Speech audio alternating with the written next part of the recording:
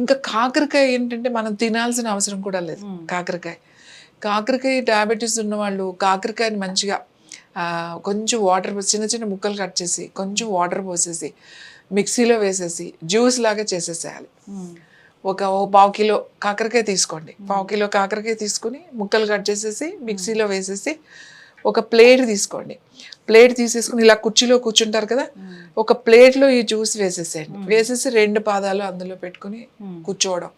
నిలబడితే ఇంకా చాలా మంచిది. లేకపోతే చైర్లో కూర్చుని పాదాలు 2 పెట్టుకోవడం రోజు. ఇలా పెట్టుకోవడం వల్ల కూడా మనం హై డయాబెటీస్, ఎందుకంటే ఇప్పుడు ఇన్సులిన్ కొంతమంది 3-4 టైమ్స్ తీసుకునే వాళ్ళు ఉంటారు, 3 టైమ్స్ తీసుకునే వాళ్ళు ఉంటారు, కంట్రోల్ కాకుండా ఉంటుంది. అలాంటి వాళ్ళు కనుక ఇలా చేస్తూ ఈ హెర్బ్స్ అన్నీ కూడా మనకి పనిచేస్తాయి. మెంతులు కూడా చాలా బాగా పనిచేస్తాయి. మన మెంతులు రాత్రి కొంచెం ఒక స్పూన్ మజ్జిగలో కానీ కొంచెం పెరుగులో ఒక స్పూన్ నానబెట్టేసుకుని కొద్దిగా అది పొద్దున్నే 6 గంటలకి ఆ పెరుగుతో పాటు ఆ మెంతులు కూడా తీసేసుకోవచ్చు.